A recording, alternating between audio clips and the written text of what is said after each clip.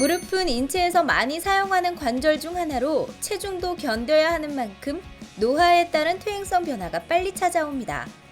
관절염이 심해지면 통증 때문에 일상적 활동에도 지장이 생기고 움직임이 불편해지면서 정신 건강에도 나쁜 영향을 미치는데요.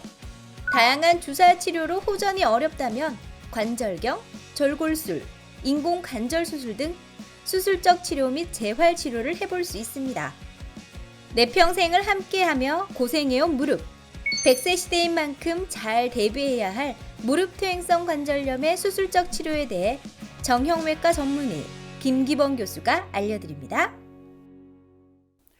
TBC 클리닉 건강 365 오늘의 주치 정형외과 전문의 김기범 교수님과 함께하겠습니다. 안녕하십니까? 안녕하세요. 네, 반갑습니다. 저희 건강 365의 단골 주제가 바로 이 관절염, 특히 무릎 관절염이에요. 보통은 65세 이상 어르신들에게 많이 생기는데 요즘 젊은 층에서도 이 질병을 앓는 환자들이 많다고요. 예, 무릎 관절염은 말씀하신 것처럼 나이가 많은 분들에게서 주로 발생하는 것이 사실입니다.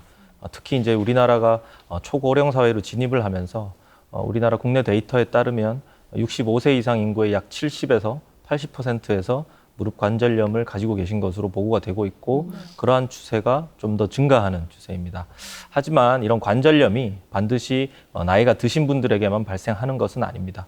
60세 미만의 비교적 젊은 나이에서도 사고라든지 외상, 무리한 운동으로 인해서 반월상 연골판이나 관절 연골이 손상되는 관절염이 충분히 발생할 수가 있습니다. 저는 교수님 말씀해 주신 게 바로 좀 이해가 되는 게 제 주변 친구들도 바프라고 하죠. 바디 프로필 찍고 막 너튜브 보고 막 몸 만들다가 오히려 망가지는 경우들이 굉장히 많거든요. 맞아요. 그러면 교수님, 그 일반적으로 저희가 알고 있는 퇴행성 관절염이랑 젊은 환자들에게서 생기는 이 관절염이랑은 원인 자체가 이제 다른 게 맞는 거죠?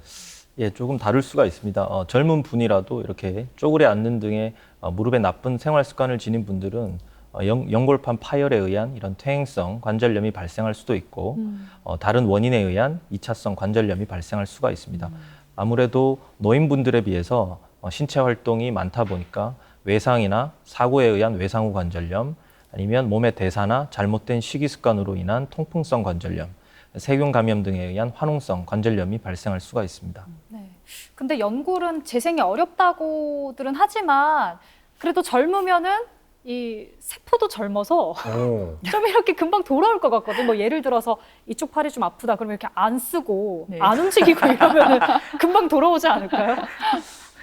예, 관절 연골은 우리가 이제 직접적인 혈관 공급이 아니라 관절 안에 있는 관절액이라는 액체로부터의 확산이라는 과정을 통해서 영양을 공급을 받게 됩니다. 그러한 이유로 인해서 연골이 한번 손상되게 되면 자연적으로 재생이 되기가 어렵습니다. 또한 연골 안에는 연골 세포의 밀도가 2에서 3% 정도밖에 불과하고 나머지는 대부분이 세포의 기질이 차지하고 있기 때문에 연골이 손상됐을 때 이것을 저절로 보충하기 위한 방법이 상당히 제한적입니다.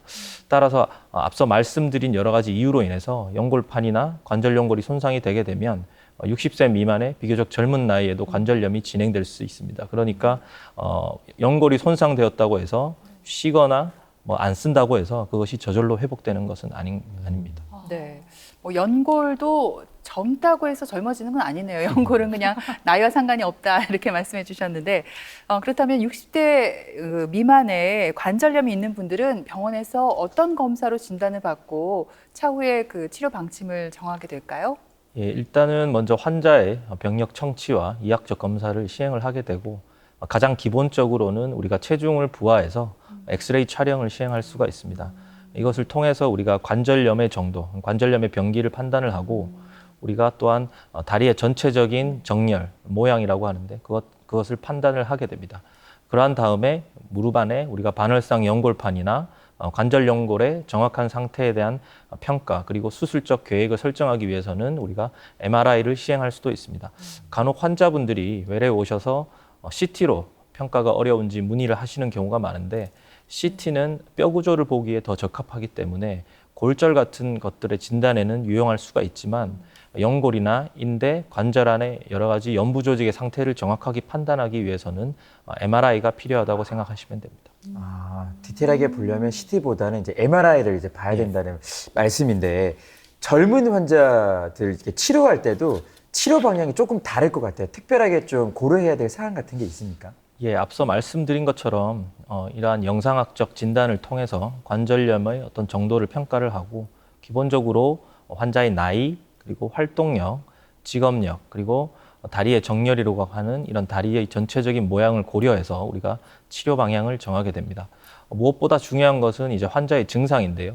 통증이 그래도 견딜만 하다면 수술보다는 약물이라든지 주사 치료와 같은 보존적 치료를 고려할 수 있습니다. 하지만 영상의학적 검사상 관절염이 상당히 진행된 경우는 비교적 젊은 나이지만 향후에 이제 관절염의 악화를 방지하기 위해서 수술적 치료를 고려해야 됩니다.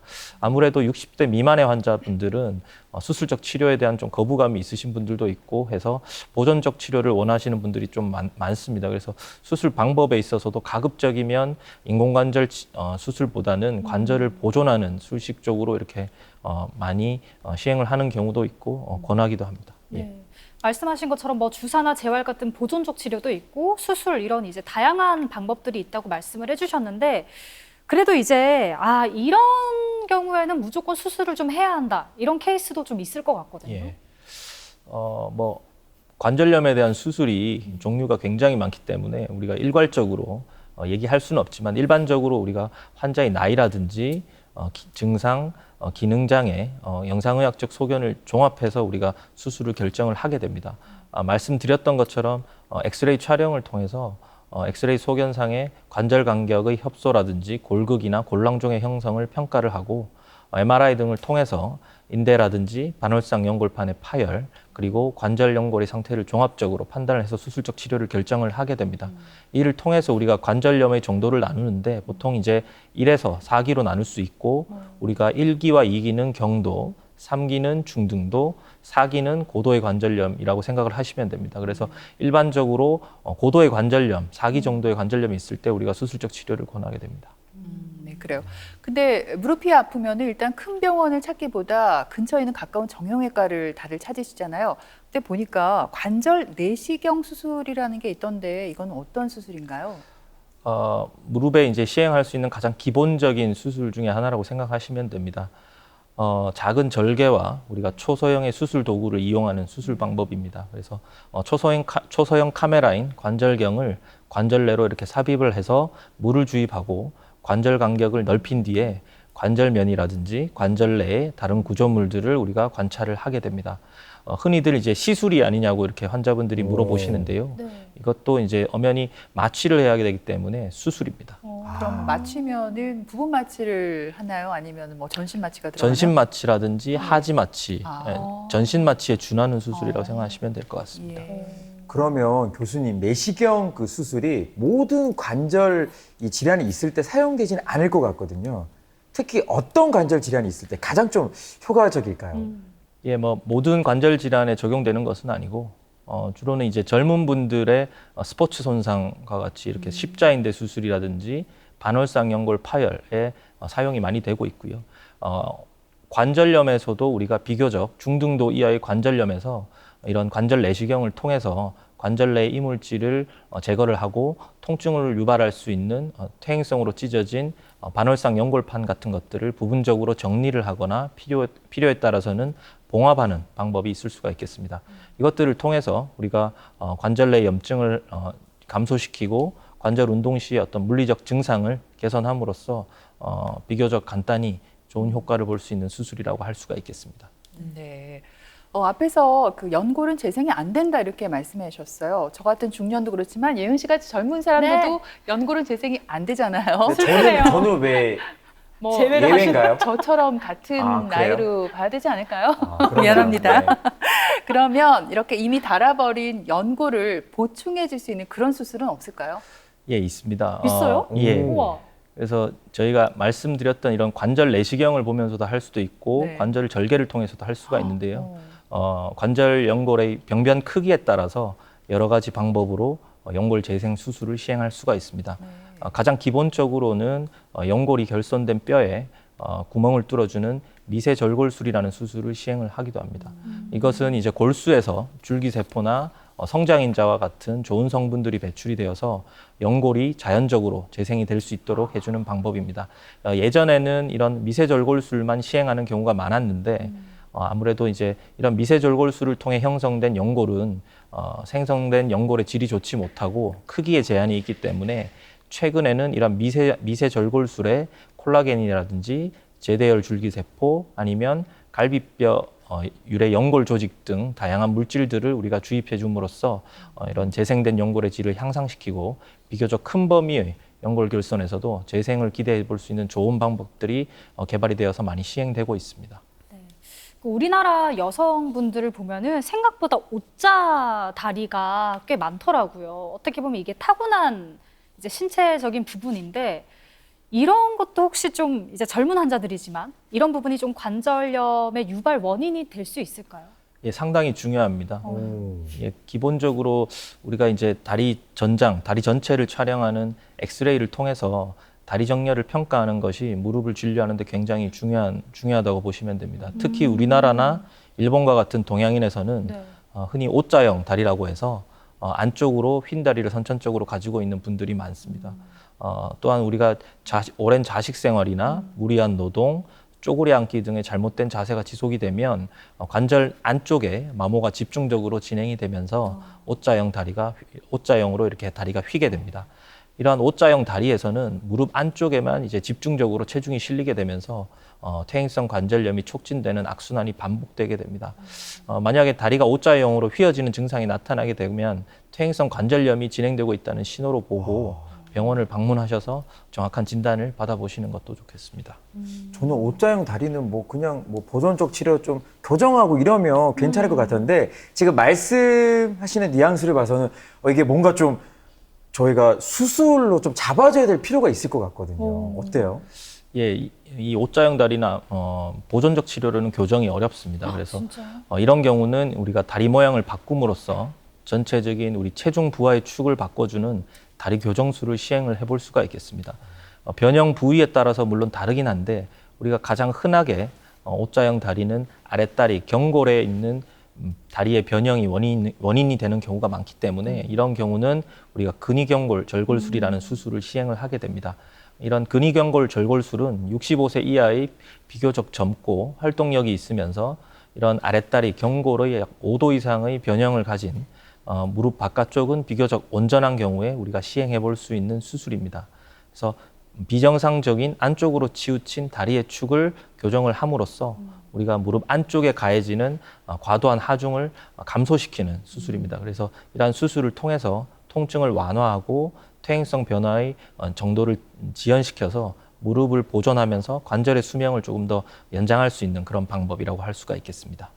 네, 말씀 들어보니까 이 무릎뼈를 다시 짜서 틀을 다시 맞추는 그런 수술이잖아요. 어떻게 보면 굉장히 큰 수술인데 수술 후에 재활 치료도 굉장히 중요할 것 같습니다. 예, 네. 상당히 중요합니다. 그래서 말씀하신 것처럼 절골술이라는 자체가 인위적으로 뼈를 분리해서 모양을 바꾸는 술식이기 때문에 교정된 뼈가 이렇게 붙는 유압될 때까지 우리가 유지를 하는 것이 상당히 중요합니다. 그래서 수술 후에는 저희가 기본적으로 목발을 사용해서 보행을 하게 됩니다. 그래서 목발을 사용하게 되면 정상 체중의 약 4분의 1 정도만 무게가 실리기 때문에 절골 부위를 우리가 유지하기가 상당히 용이해집니다. 예전에는 이런 절골술을 하고 목발을 한 6주 정도까지 유지하는 경우가 있었는데 최근에는 좋은 기구들도 많이 개발이 되고 수술 술기도 많이 발달이 되면서 목발 보행 기간이 약 2에서 3주 정도로 많이 줄었습니다. 그리고 또한 무릎 모양은 바뀌었지만 관절 자체는 그대로 보존이 되어 있기 때문에 통증의 호전만 된다면 관절 운동은 제한 없이 할 수가 있습니다. 근데 O자형 다리도 있지만 왜 반대의 개념이죠. X자형 다리를 가지고 있는 분들도 있잖아요. 있죠. 이럴 때도 치료 방법은 그러면 비슷하게 적용이 되는 거예요?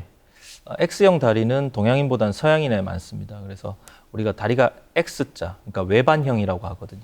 이러한 외반형 다리가 있으면서 무릎 바깥쪽에만 국한된 퇴행성 변화가 있고 활동력이 비교적 크면서 관절 범위가 그나마 원활한 경우에는 X 다리를 우리가 일자다리 또는 약간 오다리로 만들어주는 이런 내반 절골술을 고려할 수가 있겠습니다.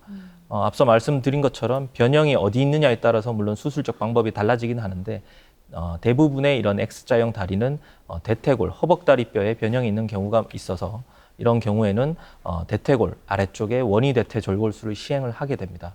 그래서 특이하게도 이런 X자의 외반 다리는 원반형 외측 연골판이라고 하는 이러한 기형적인 연골판이 동반되는 경우가 있어서 경우에 따라 이것에 대한 추가적인 치료를 시행을 하기도 합니다. 오늘 이제 좀 비교적 젊은 분들의 관절 보존 수술에 대해서 설명을 쭉 해주셨는데 이제 제가 알기로는 무릎 관절 수술 중에 이제 가장 마지막 방법이 인공관절 수술이다 이렇게 알고 있습니다. 젊은 사람들 중에서 인공관절 수술이 꼭 필요하다 하는 케이스가 있다면 좀 알려주세요. 예, 나이가 비교적 젊으신 분들 중에서도 정상적인 보행이 안 될 정도로 통증이 극심하거나 관절의 파괴가 상당히 진행된 매우 심한 퇴행성 관절염이나 아니면 류마티스 관절염이 있는 경우에는 우리가 비교적 젊은 분들이라도 인공관절 수술을 시행하는 경우도 있습니다. 그래서 최근에는 여러 가지 수술 기법 그리고 수술 기구들이 많이 발달을 했기 때문에 물론 잘 시행을 하진 않지만 60세 이하의 젊은 환자분들에서도 인공관절 수술을 한 경우가 좋은 결과들이 많이 보고가 되고 있습니다. 네. 근데 이 인공관절 수술도 교체하는 그 범위에 따라서 수술 방법이 달라질 수 있다고 들었어요. 그렇다면 비교적 젊은 환자들은 주로 어떤 인공관절 수술을 받을 수 있나요? 예, 인공관절 수술은 교체하는 범위에 따라서 전치환술 그리고 부분치환술로 나눌 수가 있겠습니다. 전치환술이라는 것은 이제 전체를 다 바꾸는 건데요. 안쪽과 바깥쪽 그리고 앞쪽인 슬개골 부위 세 개의 관절면에 관절염이 진행되었을 때 이 세 면을 인공관절로 대체를 하는 수술입니다. 비교적 젊은 나이에 반면에 이제 무릎의 한쪽에만 관절염이 진행된 경우에는 한쪽 부분만 인공관절로 바꾸어 줄 수 있는데 이를 우리가 항구획 또는 부분치환술이라고 합니다. 그러면 환자 입장에서 느낄 때 전치환술하고 부분치환술하고 가장 큰 차이점은 어떤 게 있을까요? 예, 전치환술과 비교했을 때 부분치환술의 장점은 이제 무엇보다도 무릎 관절의 정상 조직을 좀 더 남겨둘 수 있다는 것입니다. 그래서 그러한 정상 조직을 남겨둔다는 자체가 정상 무릎의 어떤 운동 역학을 최대한 보존하고 우리 무릎 운동의 관절 각도가 좋을 뿐만 아니라 균형이라든지 이런 것들을 담당하는 고유 감각도 우리가 유지가 될 수가 있습니다. 그래서 지금까지 보고된 연구들에서는 임상적 결과는 전치환술과 부분치환술이 비슷하다는 보고가 많지만 기능 면에서는 부분치환술이 전치환술보다는 조금 더 좋은 결과를 나타내고 통증이나 생존율은 오히려 전치환술이 더 좋다는 보고들이 많습니다. 피부 절개도 조금 다를 수가 있는데 부분치환술 같은 경우에는 최근에는 이제 최소 침습적 수술을 이용해서 수술 상처가 아무래도 전치환술보다는 조금 적다고 할 수 있겠습니다. 그래서 수술 후의 경과는 전치환술보다는 부분치환술이 조금 빠를 수가 있고 다만 전치환술보다는 부분치환술이 수명은 조금 짧고 재수술이 쉽지 않기 때문에 무릎 한쪽 부위에만 국한된 비교적 젊은 나이의 환자들에서 선택적으로 시행을 하는 것이 좋겠습니다. 주변에 보니까 나이가 아직 50이에요. 근데 이제 퇴행성 관절염 진단을 받으셨더라고요. 병원에서는 아직 나이가 좀 젊으니까 인공관절보다는 연골 재생을 유도하는 이 줄기세포 치료를 권했다고 하더라고요. 줄기세포 치료 이거 어떤 거예요? 줄기세포는 우리 신체의 뭐 골수라든지 지방 조직, 활액막, 혈액 등 다양한 부위에 존재를 하고 있습니다. 우리가 무릎에서 이제 주로 사용되는 줄기세포는 골수나 지방 조직에서 분포하는 이런 중배엽 줄기세포가 가장 많이 연구가 되어 있습니다. 이 세포들은 뛰어난 항염증 작용들을 가지고 있고 또한 어떤 여러 가지 세포들을 미분화 세포를 연골 세포로 분화를 유도해서 연골 생성을 치료를 하는 것을 목표로 하고 있는데요. 아직까지 이게 완전히 확립된 방법은 아니고 우리나라에서도 아직까지 활발히 연구가 진행되고 있습니다. 다만 현재 가장 많이 이제 시중에 사용되는 줄기세포 치료제는 제대열 유래 줄기세포가 있습니다. 그래서 이러한 제대열 유래 줄기세포를 직접 연골 병변에 주입함으로써 최근에는 좋은 결과를 우리가 얻고 있습니다. 네. 특히나 또 우리 교수님이 이 줄기세포랑 또 관련이 있으시더라고요. 그래요? 제가 기사를 봤습니다. 좀 길어요. 25글자입니다. 2023 대한운동계 줄기세포 재생의학회 우수 구연상을 수상을 하셨더라고요. 와, 축하드려요. 아니 깜짝 놀라신 것 같은데요. 네. 저도 검색을 할 수 있답니다. 네. 근데 이제 구연상이라는 게 발표를 굉장히 잘하셨다는 건데 영어로 하신 거예요? 아니면 한글로 아, 했습니다. 우리나라. 그렇구나. 네. 어떠셨어요? 수상 받으시니까. 예, 그 주제는 네. 연골 병변에 이제 갈비뼈에서 유래한 연골을 이식해서 절골술과 같이 시행한 환자들을 비교한 연구에 대한 발표였는데 네. 최근 많이 연구가 되고 있고 지금도 이제 저희가 사상 연구를 진행을 하고 있는데 좋은 결과를 얻었고 앞으로도 이런 연골 재생에서 많이 활용될 것으로 기대를 하고 있습니다. 예, 그래서 정말, 운이 좋게 네. 예, 받은 것 같습니다. 예. 그러니까 그 줄기세포 분야에서는 또 전문가시잖아요. 또 새로운 치료 방법으로 요즘 여러 분야에서도 쓰이고 있는데 줄기세포 치료의 장단점이 있다면 뭐가 있을까요? 예, 말씀드린 것처럼 이런 중배엽 줄기세포는 분비된 물질들이 연골 손상 부위라든지 여러 부위에 노출이 되었을 때 주변 미세 환경들과 반응을 해서 다양한 치료 단백질을 분비를 해서 손상 부위를 치료하는 우리가 주변 분비 작용이라고 하는 좀 어려운 단어인데 파라크라인 이펙트를 지니고 있어서 염증을 조절할 수 있는 항염증 작용이 탁월하다고 할 수가 있겠습니다. 그래서 관절염을 앓는 무릎에서 염증을 호전시킴으로써 붓기라든지 통증 그리고 삼출액을 감소하는 효과를 나타낼 수가 있겠습니다. 또한 이제 이러한 중배엽 줄기세포들이 궁극적으로는 미분화 세포를 연골 세포를 형성하는 연골 세포로 분할을 해야지 이게 연골이 직접적으로 잘 생성이 될 수가 있는데 아직까지 이 부분에 대해서는 조금 더 연구가 진행 중에 있습니다. 아까 말씀드린 대로 현재까지는 이런 제대열 유래 줄기세포만이 무릎 관절염에서 그 안정성이 입증되었고 나머지는 줄기세포에 대한 국내외적 연구가 활발히 진행되고 있어서 안전성에 대해서는 아직 조금 더 시간이 필요한 상황입니다. 근데 저 줄기세포 이야기 듣다가 너무 궁금한 게 떠올랐는데 굉장히 사소하거든요. 미리 말씀드릴게요. 여쭤봐도 괜찮을까요? 예. 저는 사실 약간 부끄럽긴 해요. 왜냐면 줄기세포 이야기 나오니까 저는 앉았다가 일어나잖아요. 무릎에서 딱딱딱 소리가 너무 많이 나서 교수님 이거 혹시 관절염 아닐까 이런 생각을 해봤거든요. 네. 혹시 이게 초기 증상인가요? 그럴 수도 있고요. 아닐 수도 있는데요. 근데 대부분 이제 관절에서 무릎뿐만이 아니고 관절에서 이제 통증을 동반되지 않는 소리는 일반인들에게도 비교적 흔히 나타날 수 있는 증상입니다. 그래서 통증이 동반되지 않는다면 무릎에서 대부분의 소리는 해롭지 않기 때문에 걱정을 안 해도 되지만 이런 소리가 나면서 의미 있는 통증이 동반된다면 그거는 이제 연골이나 연골판 손상 등의 문제가 있을 수 있기 때문에 검사가 필요할 수가 있겠습니다. 철원 씨는 통증은 없잖아요. 소리만 날 뿐이지. 통증은 없어요. 네. 감사합니다. 다행이네요. 네네. 다행이네요. 네. 사실 이 무릎 관절염이 굉장히 흔한 질환이다 보니까 주변에 여러 가지 보조식품이 굉장히 많아요. MSM도 있죠. 초록홍합, 글루코사민 이런 것들도 있는데 이게 막 엄청난 효과를 가져다 주진 않더라도 먹으면 어느 정도 도움은 되겠죠? 예, 이 부분에서도 외래에서 환자분들이 상당히 많이 질문을 하십니다. 최근에 말씀하신 것처럼 식이유황, MSM, 초록홍합, 글루코사민과 같은 이런 관절 보조 식품들이 많이 출시가 되어 있고 이에 대해서도 여러 연구들이 진행이 되고 있습니다. 실질적으로 여러 연구에서 보면 관절에 대한 일부 효과를 어느 정도 보이고 있습니다. 실질적으로 해외 일부 관절염 치료 지침에 보면 글루코사민과 같은 것들은 일부 가이드라인에서는 복용을 추천을 하기도 합니다. 하지만 말씀하신 것처럼 이러한 것들이 보조적 역할은 될 수가 있지만 이 자체가 관절염 치료에 탁월한 효과가 있다고 보기는 어렵기 때문에 적절한 선에서 본인에게 맞는 관절 보조 식품을 복용하시면 될 것 같습니다. 네, 그렇군요.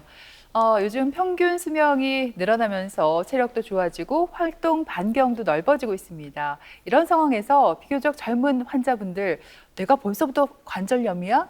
아니면은 또 이제 나중에 나이 들어서 다시 재수술을 하는 건 아닌가 걱정들을 하는 분들이 있습니다. 어떻게 보세요? 그래서 아무래도 이제 60세 전후에 비교적 젊은 환자분들은 고령인 분들에 비해서 건강 상태도 좋고 활동력도 크고 여명이 많이 남아 있기 때문에 관절염 치료에 있어서 조금 더 신중하게 결정을 하셔야 됩니다.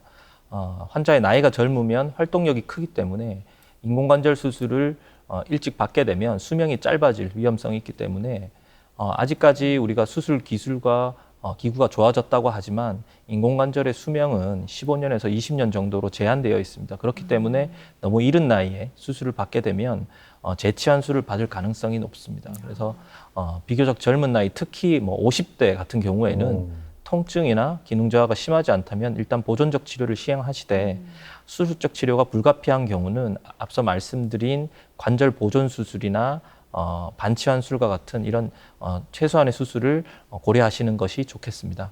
본인의 나이나 관절염 또는 이제 주변 상황 등을 고려해서 본인에게 맞는 적절한 치료를 받으신다면 좋은 결과를 얻으실 수 있을 것 같습니다. 관절염이 너무 심하지 않다면 제가 보존적 치료로 그냥 현상 유지를 하는 게 좋을 것 같다고 말씀드리려고 했는데 미리 제 생각부터 읽으신 것 같아요. 그러니까요. 그 환자의 상태에 맞춰서요 가장 적절한 솔루션을 제공하는 게 바로 또 우리 전문 의료진의 역할이니까요. 의료진과 충분한 상담을 잘 하신 후에 내 관절 건강 잘 챙기시기 바랍니다. 네, 그래요. 지금까지 이 시간 도움 말씀에 정형외과 전문의 김기범 교수님께서 수고해 주셨습니다. 오늘 좋은 말씀 잘 들었습니다. 감사합니다. 예, 그리고 예은 씨, 철원 씨도 수고했습니다. 고맙습니다. TBC 클리닉 건강 365 저희는 다음 주 이 시간에 다시 뵙겠습니다. 고맙습니다.